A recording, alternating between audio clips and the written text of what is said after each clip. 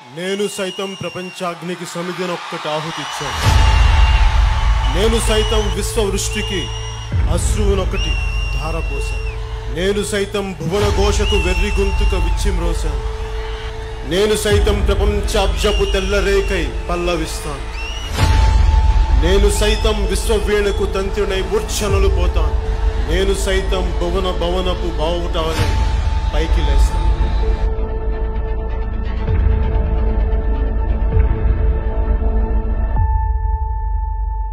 కవైనా కళాకారుడైనా నాయకుడైనా సామాన్యుల పక్షాన పీడితుల పక్షాన కార్మికుల పక్షాన నిలబడలేనప్పుడు ఆ జన్మ వృధా.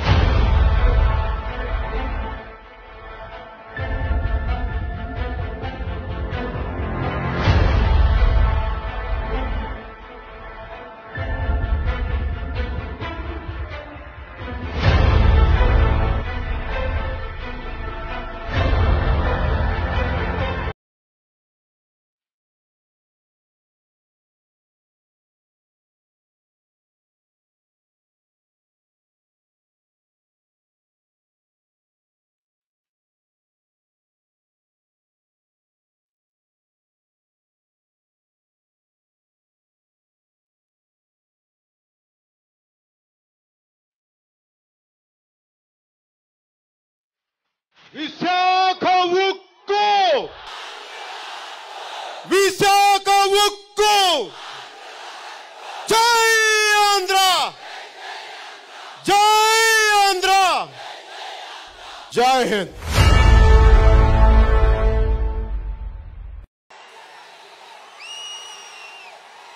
నేను సైతం ప్రపంచాగ్నికి సమిధినొక్కటి ఆహుతిచ్చాను. నేను సైతం విశ్వవృష్టికి అశ్రువునొకటి ధారపోశాను. నేను సైతం భువన ఘోషకు వెర్రి గొంతుక విచ్చిమ్రోశాను. నేను సైతం ప్రపంచాబ్జపు తెల్లరేకై పల్లవిస్తాను. నేను సైతం విశ్వవీణకు తంత్రునై మూర్ఛనలు పోతాను. నేను సైతం భువన భవనపు బావుటావనై పైకి లేస్తాను. ఒక అందమైన పోయం అంటే దానికి ఒక గుండు ఉండాలి. అది కన్నీళ్లు కార్చాలి, క్రోధాగ్నులు పుక్కిలించాలి, పీడితుల పక్షం అవలంబించి మనిషి రుణం తీర్చుకోవాలి. బతకడానికి ఒక బురుజై మనిషి విజయానికి జెండా ఎగరాలి. కవైనా కళాకారుడైనా నాయకుడైనా సామాన్యుల పక్షాన పీడితుల పక్షాన కార్మికుల పక్షాన నిలబడలేనప్పుడు ఆ జన్మ వృధా. మహాప్రస్థానం ద్వారా ప్రపంచానికి ఉద్యమ విద్యుత్తుని ధారపోసిన మహాకవి శ్రీశ్రీ గారికి, నా దేశం నా ప్రజలు ద్వారా కష్టాల్లో ఉన్న ప్రజలను చూసి, దౌర్జన్యానికి గురవుతున్న ప్రజలను చూసి, ఈ చెట్లకు పూలెందుకు పోస్తాయి, బుల్లెట్లు ఎందుకు పూయవు అని గర్జించిన శేషేంద్ర గారికి, దార్శనికుడు కవిశ్రేష్ఠుడైన శేషేంద్ర గారికి మనస్ఫూర్తిగా హృదయపూర్వక వందనాలు తెలుపుకుంటూ, ఈ ఉక్కు పరిరక్షణ కోసం నడుం బిగించిన పెద్దలందరితోటి, కార్మిక నాయకులందరితోటి, కార్మికులందరి కోసం ఈరోజు మీ ముందుకు వచ్చాం. నా ఉపన్యాసాన్ని ఆ కవులిద్దరికీ నమస్కారాలు తెలియజేసుకుంటూ ప్రారంభిస్తున్నాం. ఉక్కు కర్మాగారం ఒక దేశానికి ఆర్థిక అభివృద్ధికి కానీ ఇన్ఫ్రాస్ట్రక్చర్కి కానీ ఉక్కు చాలా కీలకమైంది. ఉక్కు కర్మాగారాలు లేకపోతే ఆ దేశం ముందుకెళ్ళదు. ఒకసారి ఈ ఉక్కు ఇక్కడున్న పెద్దలందరికీ తెలుసు, కానీ ఈ రోజున మీకు తెలిసిన విషయాన్ని మళ్ళీ ఇంకొకసారి ఎందుకు తెలియజేస్తున్నానంటే, మీరు ఏ కష్టాలనైతే చూశారో ఆ కష్టాలను ఇక్కడున్న తరానికి చెప్పడానికి అసలు విశాఖ ఉక్కు ఎలా ప్రారంభమైంది, ఏ పరిస్థితుల్లో ప్రారంభమైంది అని చెప్పాల్సిన అవసరం ఈ కొత్త తరానికి చెప్పాల్సిన అవసరం ఉంది. అందుకని మీకు తెలిసిన విషయాన్ని అయినప్పటికీ ఈ కొత్త తరాన్ని చెప్పడానికి నేను ముందుకెళ్తున్నాను. విశాఖ ఉక్కు ఆంధ్రుల హక్కు అనే నినాదం మనం ఎప్పుడైనా పుస్తకాల్లో చదువుకుంటాం. ముఖ్యంగా ఇప్పుడున్న 25 ఏళ్ల కుర్రవాళ్ళకి విశాఖ ఉక్కు ఆంధ్రుల హక్కు అన్న ఒక నినాదం విపరీతమైన భావోద్వేగాన్ని లేపేది.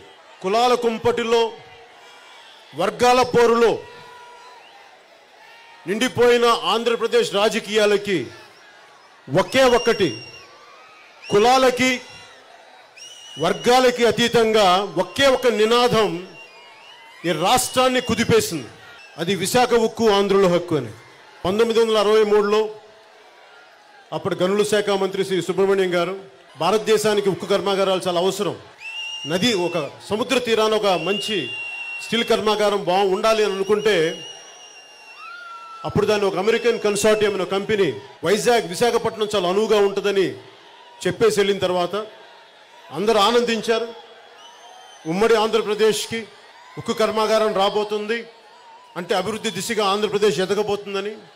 కానీ కొన్ని పరిస్థితుల్లో మళ్ళీ అది మార్చుకొని పక్క రాష్ట్రాలకు వెళ్ళిపోతుంది, ఇక్కడ ఉండట్లేదు, మాట ఇచ్చిన తర్వాత ఉండట్లేదు అంటే ఆ రోజున తాడికొండ ఎమ్మెల్యేగా ఉన్న కీర్తిశేషులు అమృతరావు గారు ఇక్కడ కలెక్టర్ ఆఫీస్కి వచ్చి నిరాహార దీక్ష చేయటం, దానికి మద్దతుగా ఆంధ్ర విశ్వవిద్యాలయం విద్యార్థులు అండగా నిలబడటం, అది ఉద్యమ రూపం దాల్చటం, తీవ్ర స్థాయికి వెళ్ళటం, రైలు రోకోలు, పోలీసుల కాల్పులు, వీటన్నిటి నడుమ ఊహించుకోండి. ఈ రోజున ఇంతమంది యువత ఉన్నారు, ఇక్కడ చిన్నపిల్లలు ఉన్నారు, 18 నుంచి 22 ఏళ్ల పిల్లలు, 25 ఏళ్ల పిల్లలు ఉన్నారు. వారు ఆ రోజున పోరాటానికి మద్దతుగా వెళ్తే పోలీస్ కాల్పుల్లో 32 మంది నిండు నూరేళ్లు బతకాల్సిన యువకులు చనిపోయారు. పీలేరు నుంచి పలాస దాకా, విశాఖపట్నం నుంచి వరంగల్ దాకా 32 మంది యువకులు బలిదానాలు అయినాయి, చనిపోయారు. అప్పటి రాష్ట్ర ప్రభుత్వంలో ఉన్న 67 మంది ఎమ్మెల్యేలు, 7 మంది ఎంపీలు అనుకుంటా, వీళ్ళందరూ రాజీనామాలు చేసి అన్ని రకాలుగా ఒత్తిళ్లు పెట్టి ప్రజలు చైతన్యవంతులై ముందుకెళ్తే ఈ రోజున స్టీల్ ప్లాంట్ ఇక్కడికి వచ్చింది. ఈ స్టీల్ ప్లాంటు చాలా కష్టాల మీద వచ్చింది. 71లో శంకుస్థాపన జరిగింది, 92లో దాదాపు 3 లక్షల టన్నులు కదండి, 72లో 3 లక్షల టన్నుకి ఉత్పత్తి సామర్థ్యం పెంచిన తర్వాత అప్పటి పివి నరసింహారావు గారు ప్రధానమంత్రిగా ఉన్నప్పుడు దీనిని జాతికి అంకితం చేశారు. 2 దశాబ్దాల కాలంలో ఈ స్టీల్ ప్లాంటు, ఒకవేళ నేను ఏదైనా తప్పైతే నన్ను సరిచేయండి దయచేసి, నాకు ఇన్ఫర్మేషన్ ప్రకారం చెప్తా ఉన్నాను.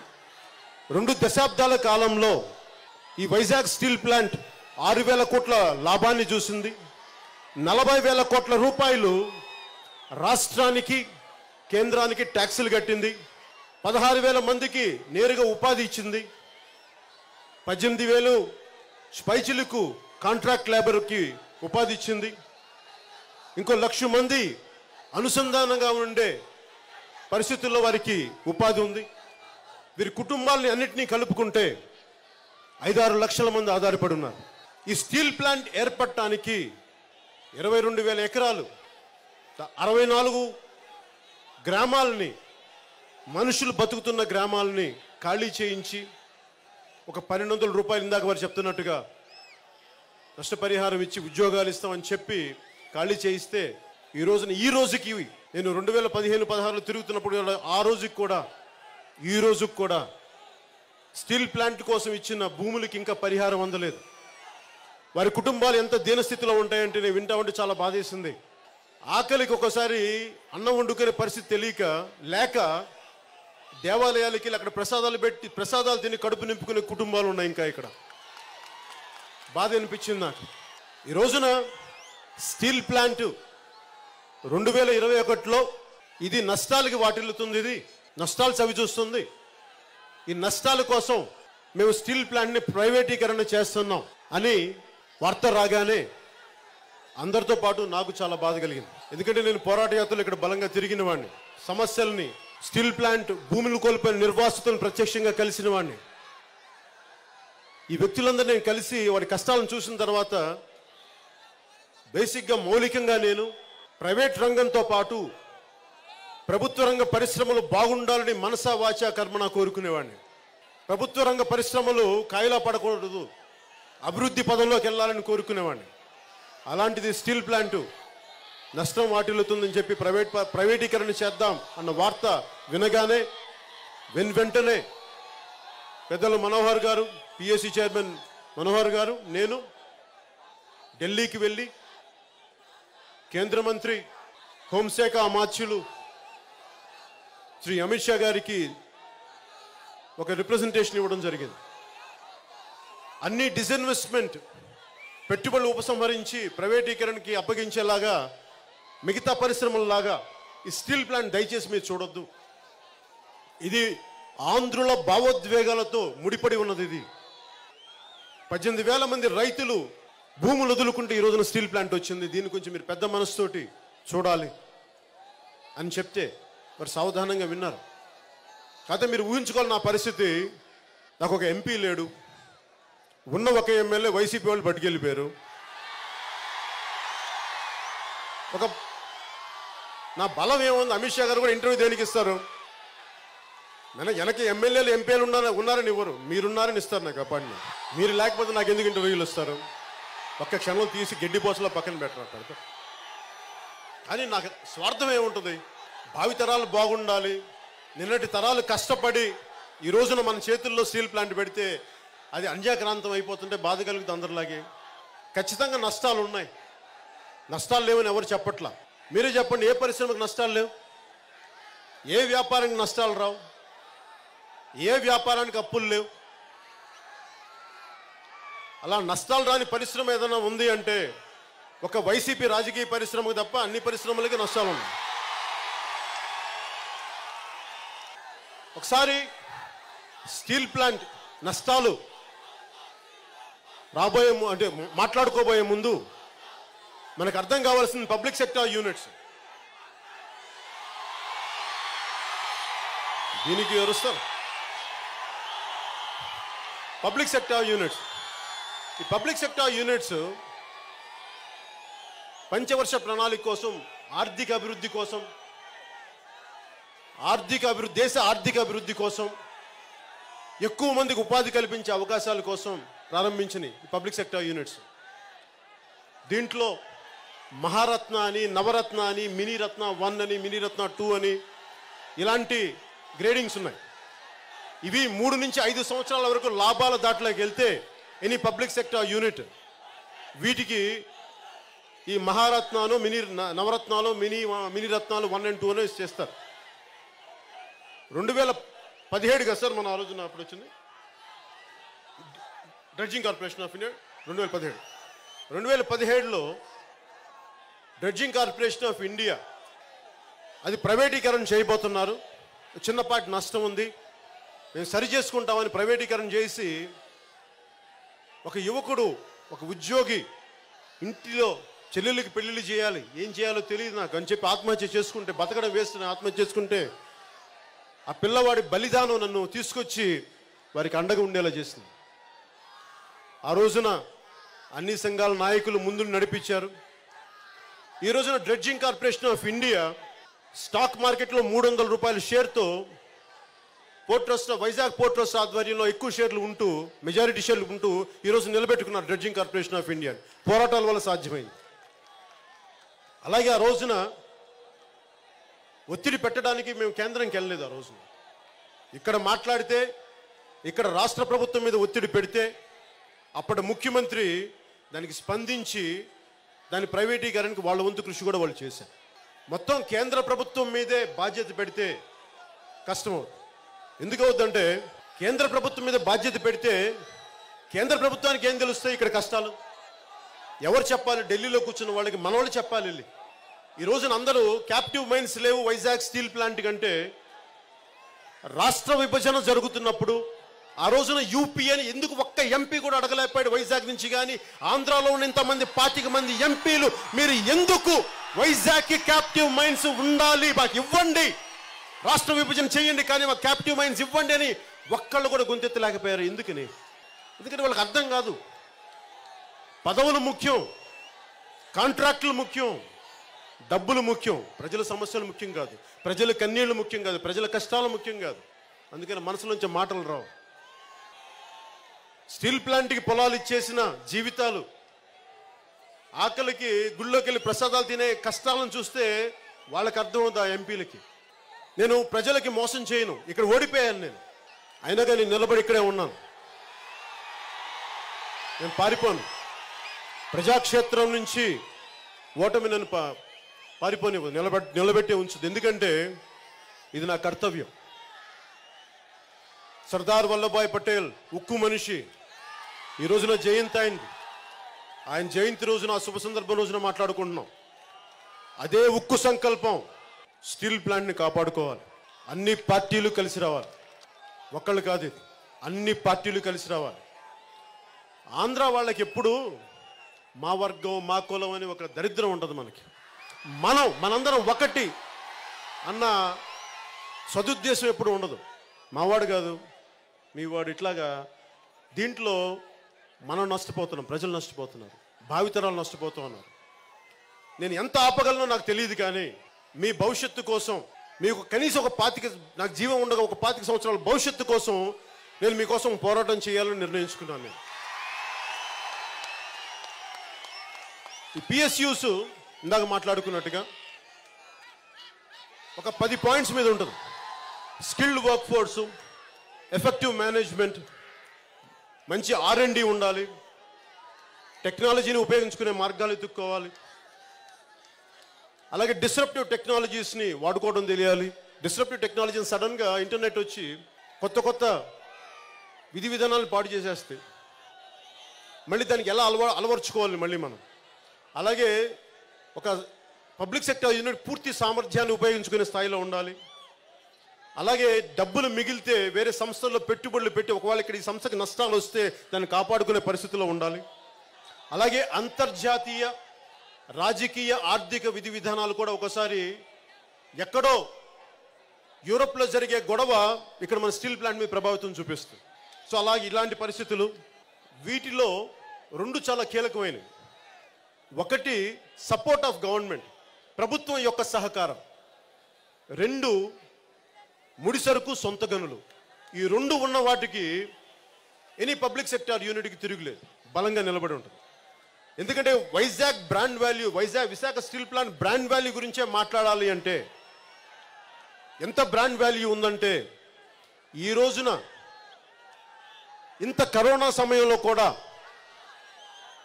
నాకు తెలిసి 165-167 కోట్లు ప్రాఫిట్ని తీసుకొచ్చింది ఇక్కడ విశాఖ స్టీల్ ప్లాంట్ కార్మికులు. వాళ్ళ చెమటోడ్చి, వాళ్ళ రక్తాన్ని దారపోసి, ఆక్సిజన్ సిలిండర్లు లేకుండా ప్రజలు చనిపోతుంటే, బ్లాస్టింగ్ ఫర్నేస్లు యాక్సిడెంట్ జరుగుతాయి ఇవన్నీ తెలిసి కూడా వాళ్ళందరూ 165 మంది పైగా చనిపోయారు ఇక్కడ. ఈ కరోనా కాంట్రాక్ట్ లేబర్ కానీ, రెగ్యులర్ ఎంప్లాయీస్ కానీ వీళ్ళందరూ రిస్కులు తీసుకొని స్టీల్ ప్లాంట్ని కాపాడుకుంటూ వచ్చారు. కానీ వీరికి 2 కానీ ఇస్తే, ఒకటి ప్రభుత్వ సహకారం. ప్రభుత్వ సహకారం అంటే నా ఉద్దేశంలో కేంద్ర ప్రభుత్వాన్ని అడగబోయే ముందు రాష్ట్ర ప్రభుత్వాలని బాధ్యుల్ని చేయాలి. రాష్ట్ర ప్రభుత్వాలని బాధ్యుల్ని చేయకపోతే ఏమవుద్దంటే, కేంద్ర ప్రభుత్వానికి మనం ఎందుకు గొడవ చేస్తున్నాం అర్థం కాదు. ఢిల్లీలో కూర్చున్న పెద్ద స్థాయి నాయకులందరికీ కూడా అర్థం కాని విషయం ఏమవుద్దంటే, రాష్ట్ర విభజన జరిగినప్పుడు కూడా మీ ఎంపీలు ఏం మాట్లాడరయ్యా మా దగ్గర, మాకు నష్టం వస్తుంది, మీ ఎంపీలు ఏం మాట్లాడరు, వాళ్ళకి ఏం కావాలో తెలియదు, వాళ్ళ కాంట్రాక్టులు, డబ్బులు, వాళ్ళ పదవులు ఇస్తే సరిపోతాయి, మీ రాష్ట్ర ప్రయోజనాల గురించి మాట్లాడరు. అలాగే ఏ రోజున కూడా మీ ఎంపీలు నోరు తెరిచి మీ ప్రజా సమస్యల గురించి చెప్పకపోతే, నిలబడకపోతే, పోరాటం చెయ్యకపోతే మాకు ఎలా తెలుస్తుంది? మీ వాళ్ళు మాట్లాడరు. అందుకని మేమేం చేస్తాం? మరి ఇలాంటి ఎంపీలని ఎన్నుకుంటే మనకి అన్యాయం జరగక ఏం జరుగుద్ది? రాష్ట్ర విభజన జరుగుతున్నప్పుడు ఒక్క ఎంపీ అయినా సరే మాకు విడిపోబోతుంది, కనీసం మాకు సొంత గనులు మా వైజాగ్ స్టీల్ ప్లాంట్కి ఇవ్వండి అంటే ఈరోజు సొంత గనులు వచ్చిండేమోనే అడగడానికి ఎవరికి మనసొప్పదు, భావన రాదు. ప్రజల్లో తిరిగేవాళ్ళు కాదు కదా నాయకులు. ఓట్ల రోజున వచ్చి ఓట్లు వేస్తారు, 2000 3000 ఇచ్చి గెలుస్తారు, వెళ్ళిపోతారు, మళ్ళీ ఓట్ల టైంలో వస్తారు. మరి సమస్యలు వచ్చినప్పుడు ఎవరు నిలబడరే, ఎవరు రారే, మళ్ళీ ఓడిపోయిన మనమే రావాలి, నిలబడాలి. మేము నిలబడతాం, జనసేన నిలబడుతుంది, జన సైనికులు నిలబడతారు, వీర మహిళలు నిలబడతారు. మేము నిలబడతాం, మీకు అండగా ఉంటాం. ఇందాక పెద్దలు మాట్లాడుతూ ప్రతి పరిశ్రమకి, ప్రతి స్టీల్ పరిశ్రమకి గనులు ఉన్నాయి, ప్రతి స్టీల్ పరిశ్రమకి. ఉదాహరణకి టాటా స్టీల్ ఉంది. టాటా స్టీల్కి జార్ఖండ్లోను ఒరిస్సాలోను వారికి సొంత గనులు ఉన్నాయి. స్టీల్ అథారిటీ ఆఫ్ ఇండియా లిమిటెడ్కి మధ్యప్రదేశ్లో, ఛత్తీస్గఢ్లో, ఒరిస్సా, వెస్ట్ బెంగాల్, కర్ణాటకలో కూడా సొంత గనులు ఉన్నాయి. ఎంత ఎక్కువ ఉన్నాయంటే స్టీల్ అథారిటీ ఆఫ్ ఇండియాకి 70 మిలియన్ టన్నులు అధికంగా ఇనుప ఖనిజం ఉంటుంది. దాన్ని ఏం చేయాలో తెలియక ఒకసారి సర్ప్లస్ అమ్మేయని చెప్తా ఉంటారు. అలాంటిది మనకి కనీసం ఒక్క ఎంపీ వెళ్ళి, 22 మంది వైసీపీ ఎంపీలను మీరు ఒక్కరు వెళ్ళి కూడా ప్రభుత్వాన్ని, కేంద్ర ప్రభుత్వాన్ని మాకు ఆ సర్ప్లస్ని, మా ఉన్న గనుల్ని మాకు ఇవ్వండి, మేము వాడుకుంటాం, మా స్టీల్ ప్లాంట్ని కాపాడుకుంటామని మీరు ఎందుకు నోరు తెరవరు వైసీపీ ఎంపీలు? మీరు పార్లమెంట్కి వెళ్తుంది కబుర్లు చెప్పుకోవడానికి, కాఫీలు తాగడానికి, మీరు వెళ్ళేది పార్లమెంట్కి. వైజాగ్ స్టీల్ ప్లాంట్కి ప్రతి టన్ను ఇనుప ధాతువుకి 7,000 రూపాయలు ఖర్చు పెట్టాలి. అదే టాటా స్టీల్ ప్లాంట్కి కానీ, steel authority of India limited ఆధ్వర్యం నడిచే ప్లాంట్స్కి కానీ 1,500 రూపాయలు టన్ను ఖర్చు పెట్టాలి. సంవత్సర ఖర్చుల్లో ఈ రెండు కంపెనీలకి 35%, 48% ఖర్చు అవుద్ది. అదే వైజాగ్ స్టీల్ ప్లాంట్కి 65% ఖర్చు అవుద్ది. 100 కోట్లు ఖర్చు పెడితే 65 కోట్లు కేవలం ముడిసరి కొనడానికి అయిపోద్ది. అదే సెయిల్ కంపెనీలకు కానీ, టాటా కంపెనీలకు కానీ 35%, 48%, ఎందుకంటే సొంత గనులు ఉన్నాయి. మరి వైజాగ్ స్టీల్ ప్లాంట్కి నష్టాలు రాకపోతే లాభాలు ఎలా వస్తాయి? ఇది మనందరం మీ తరం ఆలోచించాలి, మీ జనరేషన్ మాట్లాడాలి, మీరు ఆలోచించాలి. ఇది నా మాటలు నమ్మొద్దు, మీరు చదవండి, రీసెర్చ్లు చేయండి, పెద్దలతో మాట్లాడండి, అనుభవజ్ఞులతో మాట్లాడండి, ట్రేడ్ యూనియన్ నాయకులతో మాట్లాడండి. 1 కాదు 2 కాదు 20 సంఘాలు పైగా ఉన్నాయి ఇక్కడ. ఒకసారి మీరు భూమిని కోల్పోయిన నిర్వాసితుల సంఘాలతో మాట్లాడండి, మనకు అర్థమవుతుంది కష్టాలు ఎలా ఉన్నాయి. విశాఖ ఉక్కు ఎవరి దయా దాక్షిణ్యాల మీద వచ్చింది కాదు, పోరాడి సాధించుకున్నది విశాఖ హక్కు. ఎవడో పడేస్తే రాలా, పోరాడాం. 32 మంది బలిదానాలు. హబీబుల్లా రెహమాన్, పోలినేని ఏసయ్య, సాయిరెడ్డి, మస్తాన్, తంగెళ్ళ సత్యం లాంటి 32 మంది యువకులు, నిండు 100 ఏళ్లు బతకాల్సిన యువకులు పోలీస్ కాల్పుల్లో ప్రాణాలు పోగొట్టుకున్నారు. పీలేరు నుంచి పలాస దాకా, ఇందాక చెప్పినట్టుగా విశాఖ నుంచి వరంగల్ దాకా అందరూ పోలీస్ కాల్పుల్లో చనిపోయారు, ప్రాణాలు కోల్పోయారు. వారి ప్రాణత్యాగాల మీద వచ్చింది, విద్యార్థుల ఉద్యమ స్ఫూర్తితో వచ్చింది, నాయకుల త్యాగాలతో వచ్చింది, పోరాట స్ఫూర్తితో వచ్చింది.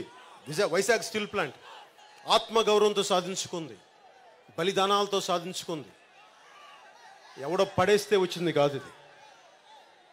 ఇది ఆంధ్రుల ఆత్మగౌరవం. స్టీల్ ప్లాంట్ని కాపాడుకోవటం అనేది ఆంధ్రుల ఆత్మగౌరవం. ఇది మర్చిపోకూడదు. మన ఎవరు ఆత్మగౌరవం లేని బతుకు చచ్చిపోవడం బెటర్ కదా. అందుకని ఆత్మగౌరవం చాలా ముఖ్యం.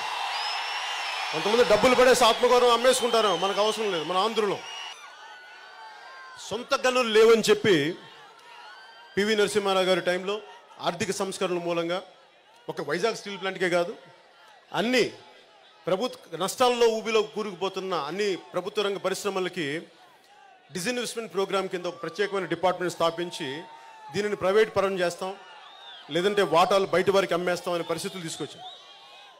ఆ రోజు నుంచి ఈ రోజు కొత్తగా నేను, ఎందుకంటే వాస్తవాలు మాట్లాడేటప్పుడు చరిత్ర మాట్లాడుకోవాలి.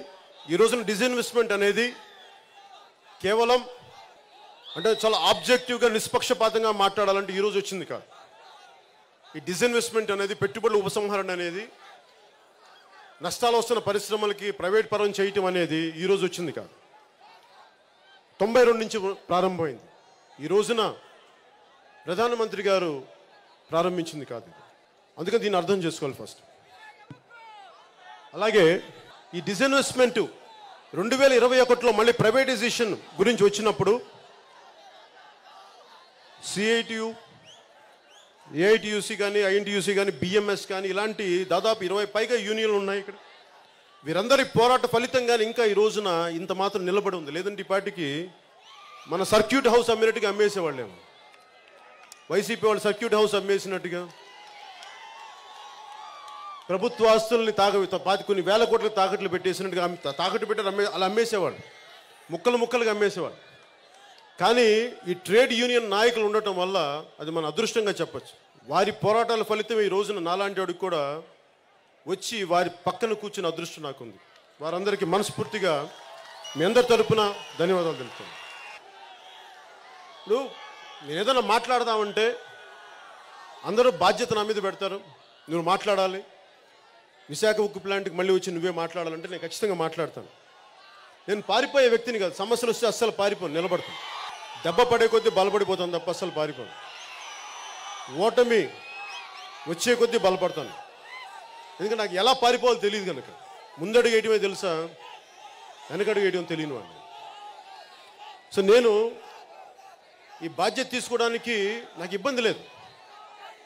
కానీ సమస్య ఏంటంటే నేను స్పెషల్ కేటగిరీ స్టేటస్ కోసం రాష్ట్ర విభజన జరిగిన తర్వాత స్పెషల్ కేటగిరీ స్టేటస్ కోసం నేను పోరాటం చేసి బయటకు వచ్చి అన్ని జిల్లాలు తిరుగుతున్నప్పుడు నాకేమైనా సరదా, నా రోడ్ల మీదకి వచ్చి మాట్లాడటం తిట్టను నాకేం సరదా కాదు.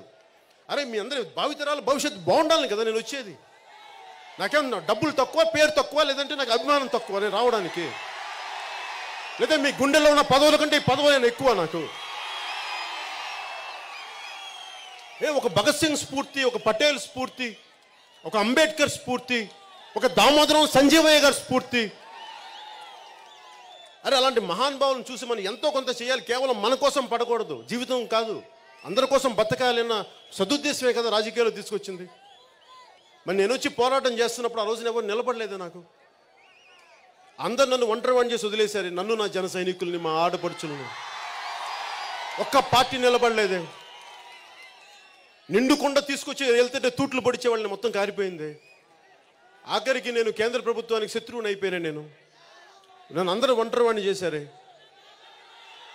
ఈ రోజున స్టీల్ ప్లాంట్ కోసం నిలబడి పోరాటం చేద్దాం, నాకు అదే భయం ఉంది. ఇంకా నిలబడతారా? మీరు నిలబడి చూపించండి, నేను మీ వెనక నిలబడతాను. నేను ఒక్కడే కాదు ఈసారి, నేను ఒక్కడే నిలబడి, మీరు అందరూ నిలబడాలి. నా ఒక్కడి సమస్య కాదు, ఉద్దానం సమస్య నా ఒక్కడిదా? నా ఇంట్లో వాళ్ళ ఉద్దానం వాళ్ళు కదా, నా మనుషులు, నా వాళ్ళు అనుకుంటా. నాకు మా తల్లికి పుట్టలేదేమో, నా తమ్ముళ్ళు, నా అక్కలు, నా చెల్లెళ్ళు ఉద్దానంలో ఉన్నవాళ్ళు. స్టీల్ ప్లాంట్ కార్మికులు ఒక తల్లికి పుట్టలేదేమో, నా అన్నదమ్ములు, నా అక్క చెల్లెళ్ళు అనుకుంటారు. అందుకని వస్తాం. అలాగే పార్టీలకు అతీతంగా అందరూ రావాలి స్టీల్ ప్లాంట్ కోసం. అంటే ఒకసారి నన్ను చాలామంది అంటారు, నువ్వు ఒక ఐడియలిస్టిక్ ఫూల్,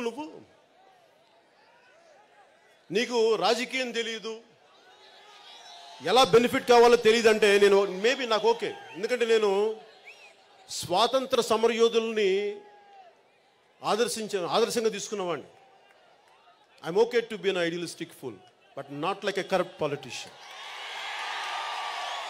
ఓకే, దోపిడీ చేసే పాలిటీషియన్ కంటే కూడా ఒక ఐడియలిస్టిక్గా ఉండి ఆ ఓటమి నాకు చాలా గొప్పది. నాకు 1000 కోట్లు సంపాదించుకొని 200 కోట్లు సంపాదించుకుని ఎమ్మెల్యే ఎంపీ సీట్ కంటే కూడా నాకు వచ్చిన 10,000 ఓట్లే నాకు చాలా అద్భుతం. నేను వాటికి గౌరవిస్తాను. మాట్లాడితే వైసీపీ నాయకులు కానీ, అప్పుడున్న టీడీపీ కానీ, కేంద్రం మా మాట ఇందండి అంటారు. అంటే మీ కాంట్రాక్టులకి మాటలు ఉంటాయండి కేంద్ర ప్రభుత్వం? మీకు ఏదైనా పదవులు కావాలంటే మాట్లాడుతుందండి కేంద్ర ప్రభుత్వం? మీకు ఏదైనా ఈ బెయిల్ రావాలంటే కేంద్ర ప్రభుత్వం కావాలండి? నేను ఒక ఎంపీ ఎమ్మెల్యే లేని నేను నా మాట హోంశాఖ మంత్రి కేంద్ర హోంశాఖ మంత్రి ఆయన సావధానంగా వింటే మీ 22 మంది ఎంపీలున్న వైసీపీ మాట వాళ్ళు ఎందుకు వినరు? ఎందుకు వింటారు?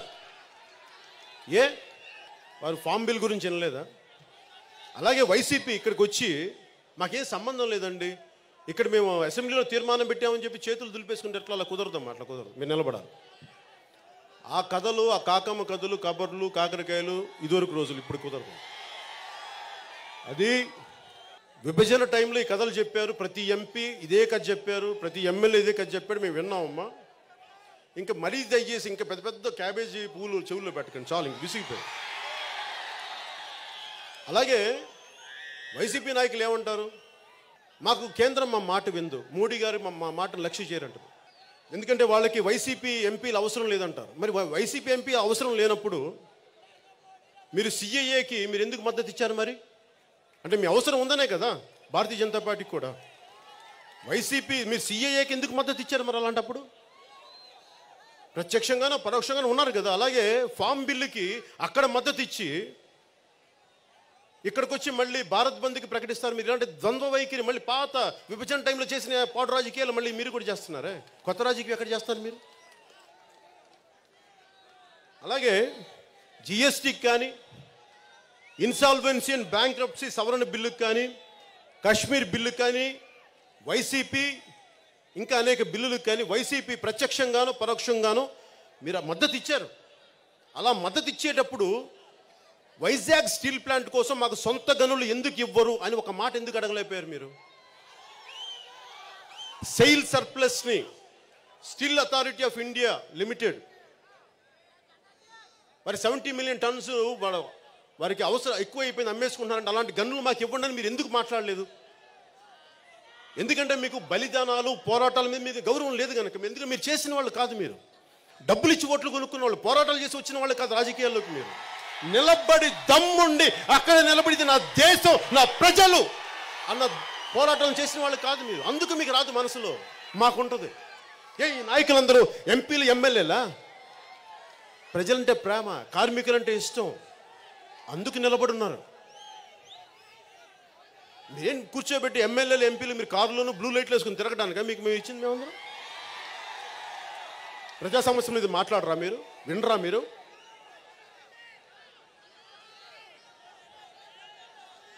మీకు తెలిసిందల్లా కాంట్రాక్టులు, పదవులు, డబ్బులతో పాటు ప్రజలు తాగే సారా డబ్బులు, వాళ్ళ సారో కథలే మిమ్మల్ని ముందుకు తీసుకెళ్తాయి. అంతేగాని నిజంగా మీ కష్టాలు తెలియదు మీకు.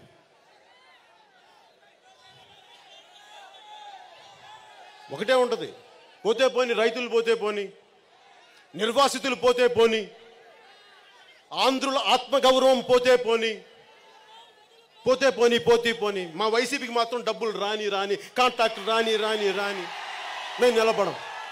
జనం మటుకు పోతే పోని.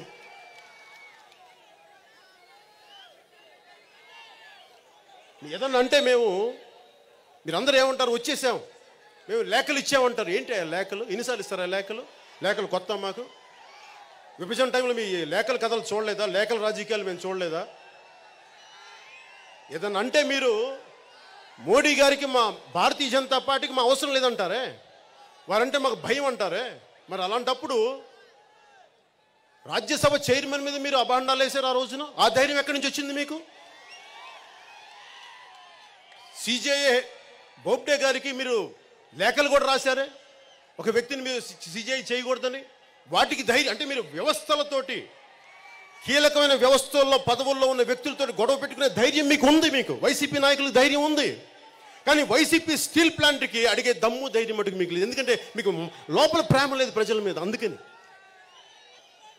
మరి దీనికి ఏం చేయాలి? మరి దీనికి వారి చేత పని చేయించాలో చూడాలి మనం.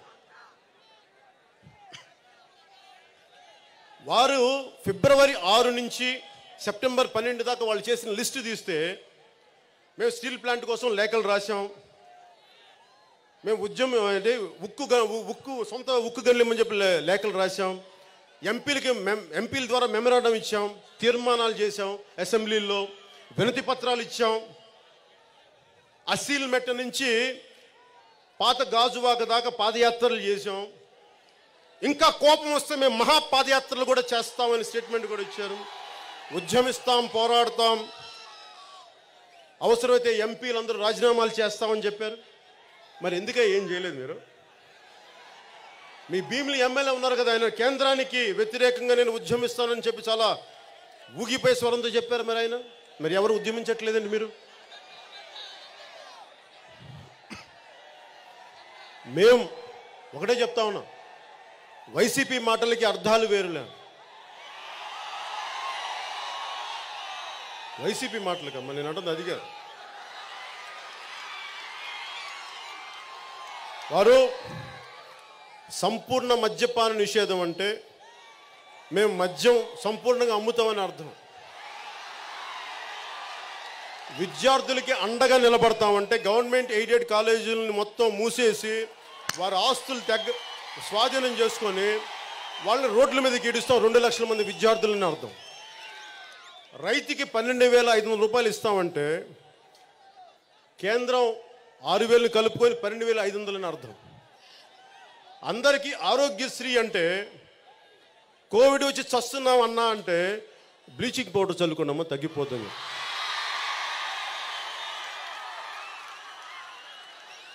ఫీజులు మేమే కడతామంటే విద్యా సంవత్సరం స్టార్ట్ అయింది కట్టండి అంటే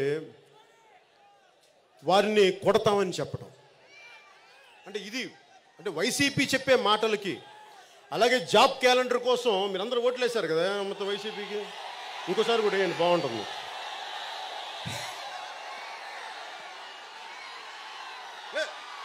మీకు వైసీపీ కరెక్ట్ అని, ఎందుకంటే మీరు ఎలా మీ తిరగండి, అలాగే తిరగండి. నా సభలకి ఎవరండి జనం, ఓట్లే వాళ్ళకి వేయండి, మీకు అప్పుడు ఇలాగ ఉంటుంది.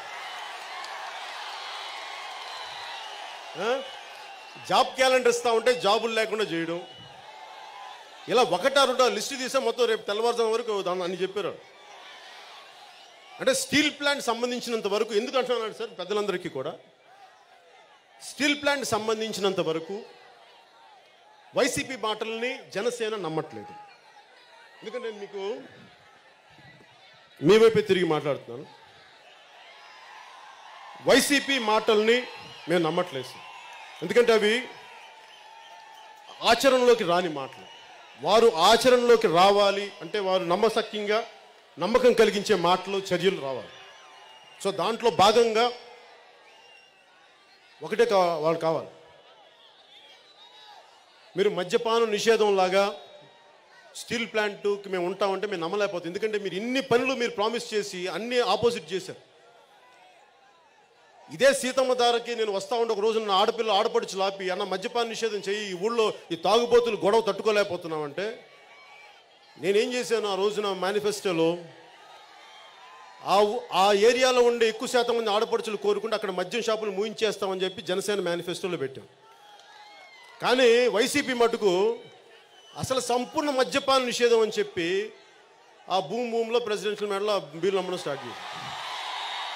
అందుకని ఆ ఉద్దేశంతో నేను చెప్తున్నాను, మేము వైసీపీ ప్రభుత్వాన్ని మేము నమ్మం. స్టీల్ ప్లాంట్కి అండగా నిలబడతాం, కార్మికులకు అండగా నిలబడతాం, తీర్మానం ఇచ్చామంటే మేము వైసీపీని మేము నమ్మం. మరి వైసీపీ లేకపోతే నేను ఢిల్లీకి వెళ్ళి మాట్లాడతాం, 10 కాదు 100 రిప్రజెంటేషన్ ఇస్తా. కానీ చట్టసభల్లో మీరు ఎంపవర్ చేసిన, మీరు బలపరిచిన, మీరు ఓట్లేసిన వ్యక్తులు మాట్లాడకపోతే నాలాంటి వాడు ఎంత మాట్లాడినా నేను బలహీనుడిని. చట్టసభల్లో బలం లేనప్పుడు మీ ముందు బలవంతుడిని తప్ప చట్టసభలో నేను చాలా బలహీనుడిని. ఒక్క ఎంపీ ఉన్నా కానీ కనీసం దాని గురించి మాట్లాడించేవాడు, ప్రైవేట్ బిల్లునే పెట్టి మాట్లాడించేవాడు. ఒక ఎంపీ కూడా లేడు. ఉన్న ఎమ్మెల్యేని వైసీపీ వాళ్ళు పాపం గద్దలా తనకి వెళ్ళిపోయారు. సో ఈ రోజున వైసీపీకి ఈ సభాముఖంగా చెప్తున్నా, మీరు ఒక అఖిల పక్షం పెట్టండి. దానికి నిర్వాసితుల సంఘాల దగ్గర నుంచి దాదాపు 30 సంఘాలు ఉన్నాయి, ట్రేడ్ యూనియన్ నాయకులు ఉన్నారు, పెద్దలందరినీ పిలవండి, మేధావులందరినీ పిలవండి, రాష్ట్ర క్షేమం కోరుకునే మేధావులందరినీ పిలవండి, కాంగ్రెస్ నాయకుల్ని పిలవండి, భారతీయ జనతా పార్టీ నాయకుల్ని పిలవండి, సిపిఐ సిపిఎం ఆ నాయకుల్ని పిలవండి. మీ బెస్టెస్ట్ ఫ్రెండ్స్ తెలుగుదేశం పార్టీ నాయకులను కూడా పిలవండి. అలాగే మీకు మేమంటే ఎంత ఇష్టమో తెలియదు, కానీ నేనంటే ఇష్టం లేదని నాకు తెలుసు. నాకు నన్ను కూడా పిలవండి, మా నాయకుల్ని పిలవండి, మా జన సైనికులను పిలవండి, మా ఆడపడుచులను పిలవండి. వస్తాం మేమందరం. ఇంతమంది కలిసి వచ్చి ఒక పోరాటం చేస్తే అప్పుడు కేంద్ర ప్రభుత్వం అర్థం చేసుకుంటుంది, దీని తాలూకు తీవ్రత అర్థమవుద్ది. అసలు మన పోరాటాలే చేయకుండా ఎంతసేపు కేంద్ర ప్రభుత్వమే చేయాలి, మీరు తప్పు చేశారని అనటం కూడా భావ్యం కాదు కదా. ఈ రోజున తెలంగాణ వచ్చింది అంటే ఆ మూల ఉన్న ఒక ప్రతి కుర్రవాడు కూడా జై తెలంగాణ అంటే తప్ప రాలేదు ఆ రోజు. నేను మొన్న తెలంగాణ సభలో చెప్పాను, మీ పోరాట స్ఫూర్తి నాకు జనసేనకు స్ఫూర్తి అని. ఎందుకంటే 14-16 ఏళ్ళ కుర్రోళ్ళు కూడా మా నేల, భారతదేశం అంటే గౌరవం ఉంది, భక్తి ఉంది, కానీ నా తెలంగాణ నేల మీద నాకు అమితమైన ప్రేమ ఉంది. మరి ఆంధ్ర వాళ్ళకి ఆ నేల మీద ఎందుకు ప్రేమ లేదు? ఎందుకు రాదా ప్రేమ? కసి లేదా? కోపం లేదా? ఆవేదన లేదా? మీకేం అనిపించదా? మనది అనిపించదా మీకు? అలా అనిపించకపోతే నాలాంటి వాడు పోరాటం చేస్తే భుజాలు ఉంగిపోయి వాడు బుర్రకోవలో పడతాడు తప్ప, మీకు కోపం లేని సమాజంలో నాలాంటి వాడు ఎన్ని అరుపులు అరిచినా ఏమీ చేయలేడు. నేను ఒకటే వెయిట్ చేస్తాను, మీకు కోపం వచ్చే వరకు నేను వెయిట్ చేస్తాను. మీకు కోపం వచ్చిన రోజు నన్ను పిలవండి, ఎందుకు రానని చెప్తాను. అలాగే వైసీపీ నాయకులకు కూడా ఈ వైజాగ్ ఈ స్టీల్ ప్లాంట్ ప్రాంగణం నుంచి చెప్తా ఉన్నాను, మీరు అఖిలపక్షం పిలవాలి. మీరు అఖిలపక్షం పిలవకపోతే మీరు 48 గంటలు టైం ఇస్తున్నాం. సార్ మీరు చెప్పండి, అఖిలపక్షం ఉండాలంటారా? ఒకసారి చేతులు ఎత్తండి సార్ అందరికీ. బాబు అందరు చేతులు ఎత్తాలి, మీరు మొహమాట పడతారు, చేతులు ఎత్తండి. అఖిలపక్షం కావాలి, అందరు చేతులు ఎత్తండి. స్టీల్ ప్లాంట్ని కాపాడుకోవాలంటే అఖిలపక్షం రావాలి, అఖిలపక్షం ఏర్పాటు చేయాలి వైసీపీ ప్రభుత్వం. అందుకని చెప్తా ఉన్నాం.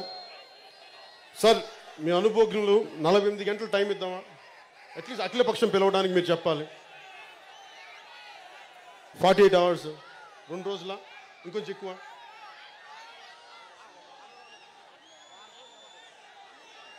సరే, ఇక్కడున్న పెద్దలంతా చెప్తా ఉన్నారు 48 గంటలు కాకపోతే ఒక వారం రోజులు తీసుకోండి.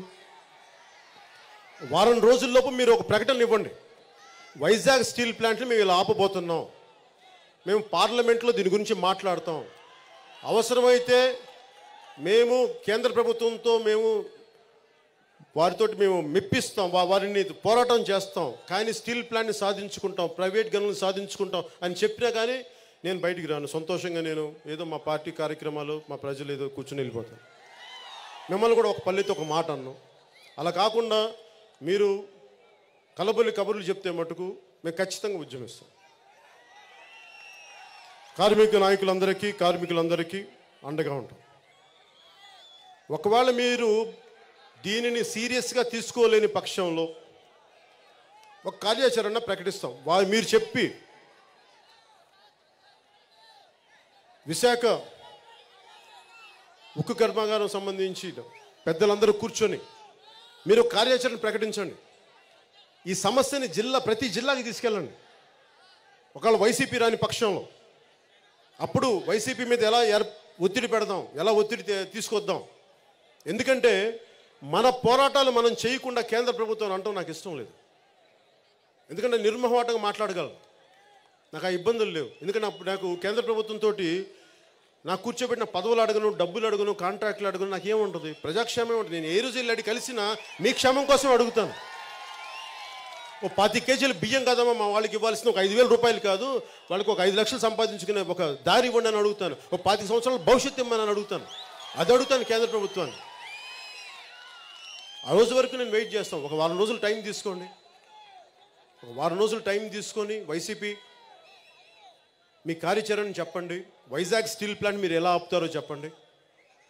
ముందుకు తీసుకెళ్ళకపోతే మటుకు ఈ 2 సంవత్సరాలు ఎన్నికల వరకు ఒకటైతే మీకు మాటిస్తున్నాను, వైసీపీ నాయకులకి నా తరపున, జనసేన తరపున, మా ఆడపడుచుల తరపున, మా వీర మహిళల తరపున, మా జన సైనికుల తరపున, ఇక్కడ ఉన్న కార్మిక నాయకుల తరపున వచ్చే ఎన్నికలకి మీరు ఏమి స్పందించని పక్షంలో వైసీపీ నాయకులు చెప్తా ఉన్నాను ఈ స్టేజ్ మీద నుంచి, ఈ 2 సంవత్సరాలు మీరు కన్నా చాలా గడ్డు కాలం ఉంటుంది మీకు. మీరు వైజాగ్ స్టీల్ ప్లాంట్ కాపాడుకోలేకపోతే ప్రథమ బాధ్యత మీది.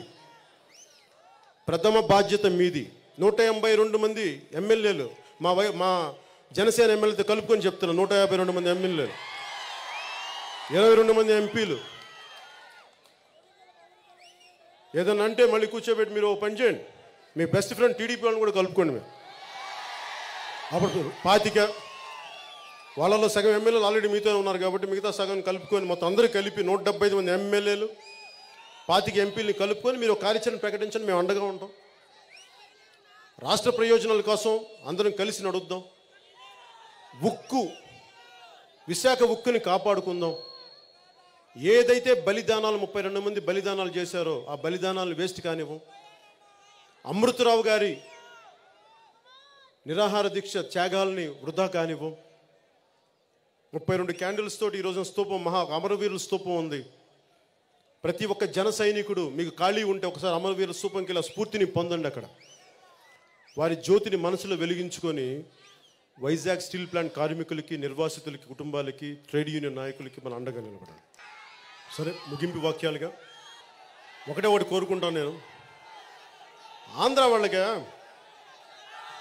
నాకు దేశభక్తి ఎక్కువ. నేను ఎప్పుడు జై హింద్ అంట, భారత్ మాతాకి జై అంట. కానీ ఈ రోజున నాకు 1972లో జయాంధ్ర ఉద్యమానికి కానీ దానికి ముందు విశాఖ ఉక్కు సాధించడానికి 2 స్లోగన్స్ ఉన్నాయి. ఒకటి విశాఖ ఉక్కు ఆంధ్రుల హక్కు, రెండోది జై ఆంధ్ర జై జై ఆంధ్ర. ఎందుకని చెప్తున్నానంటే భారతదేశం మీద ప్రేమ లేక కాదు, ఏదైతే నేల అన్నం పెట్టిందో ఆ నేల గౌరవం ఇవ్వడానికి కూడా ఇవి చెప్పాలి. ఎందుకంటే ఈ 2 స్లోగన్స్ లేకపోతే మనం కులాలుగా వర్గాలుగా విడిపోతూ ఉంటాం. ఎవరి ఓట్లు వాళ్ళు వేసుకోండి వచ్చే ఎన్నికల్లో, నాకు ఇబ్బంది లేదు. కానీ ప్రజా సమస్యల మీద మనందరం గొంతు, తెలుగువాడి గొంతు ఆంధ్రవాడి గొంతు అవ్వాలి. అవసరం వచ్చినప్పుడు తెలంగాణ, మనం తెలుగువాడు ఎక్కడున్నా ఏకం కావాలి. మన రాష్ట్ర ప్రయోజనాలకు అవసరమైనప్పుడు ఇది ఆంధ్ర గొంతు అవ్వాలి. ఒకసారి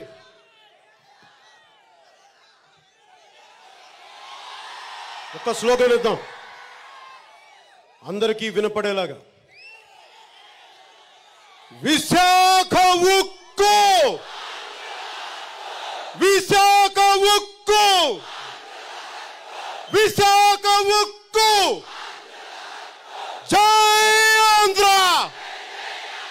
జై ఆంధ్ర, జై ఆంధ్ర, జై హింద్.